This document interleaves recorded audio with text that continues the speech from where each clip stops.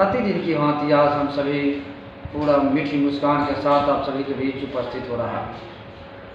आज के महाप्रसंग में भगवान भोलेनाथ के माध्यम से जलंधर वध की कथा का आयोजन है।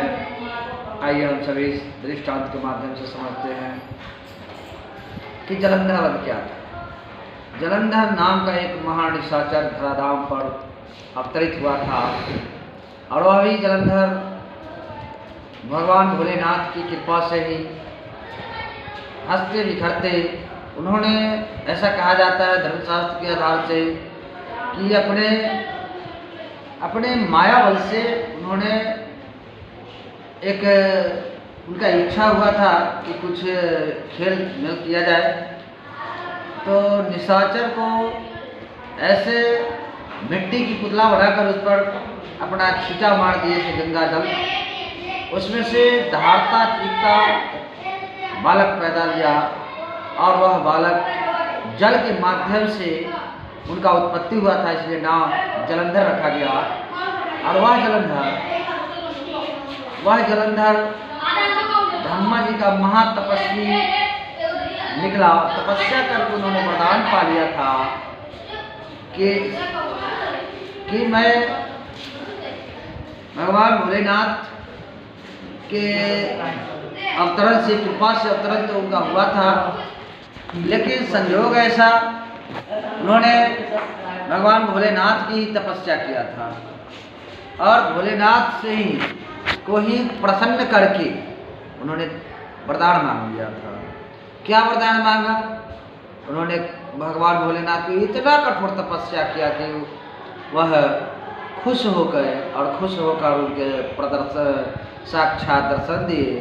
और दर्शन के बाद वरदान मांगने को कहे तो कहा, हे सरकार, यदि वरदान देना चाहते हैं तो ये वरदान दीजिए कि मैं जिसके भी।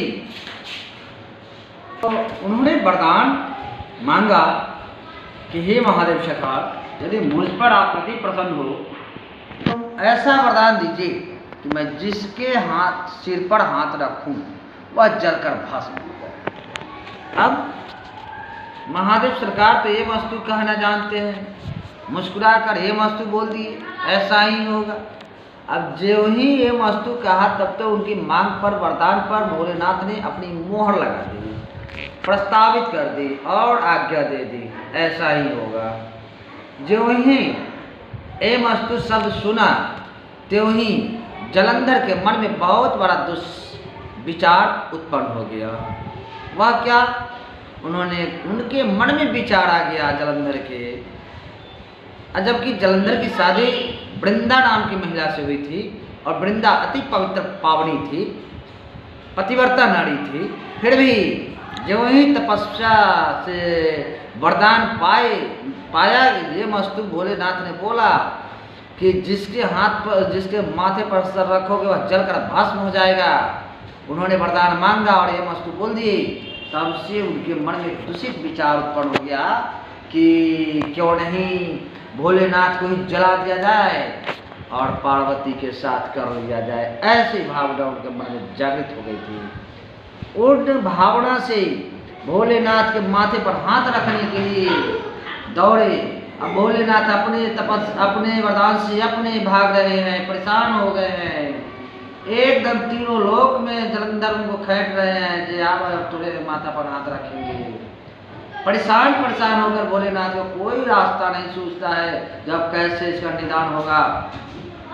भागते भागते कैलाश पर्वत पर ही जाते हैं कि वरदान अलग से दिए थे। वरदान जहाँ वो तपस्या कर रहे थे वहाँ दर्शन देकर भोलेनाथ वरदान दिए थे पहाड़ पर, लेकिन वो उनका कैलाश पर्वत पर जब भोलेनाथ से कोई रास्ता नहीं सूझता है, जब दौड़ते भागते कैलाश पर्वत पर की ओर दौड़ते हैं जहाँ पर माता पार्वती बैठी होती है। और इनकी व्याकुलता देखकर पार्वती ने खड़े होकर कहा कि सरकार, ऐसा क्या आपको मन में आपत्ति आ गया? कहा कि क्या कहूँ देवी, मैं अपने वरदान से अपने आप हार गया हूँ। मैंने जलंधर को ऐसा वरदान दिया और संयोग ऐसा कि जलंधर मेरे ही माथे पर हाथ रखने के लिए, जलाने के लिए दौड़ रहा है, पीछा कर रहा है। कहा कि सरकार आप आराम से बैठो, चैन की सांस लो, जलंधर के आने दो, मैं समझ लूंगी। जब भी जलंधर पीछा करते आया तो कहा जलंधर 1 मिनट सुनो, तुम इसको जला देना, कैलाश भोलेनाथ को तुम जला देना, लेकिन 1 मिनट मेरी बात सुनो, जला देना, लेकिन क्यों जलाना चाहते हो? तो कहा जे हम आपको हम साथ रखना चाहते हैं। कहा इतना ही बात के लिए भोलेनाथ के जला रहे हो? तो उसमें कह कौन सी बड़ी बात हो गई? इसमें बात यह है कि हम ना हमारे शादी में जब भोलेनाथ गए थे तो ताता थैया के नाच दिखाए थे। कहा वो क्या होता है? महिला की कही गई बात कौन नहीं मानता? कहा जब उसमें क्या होता है?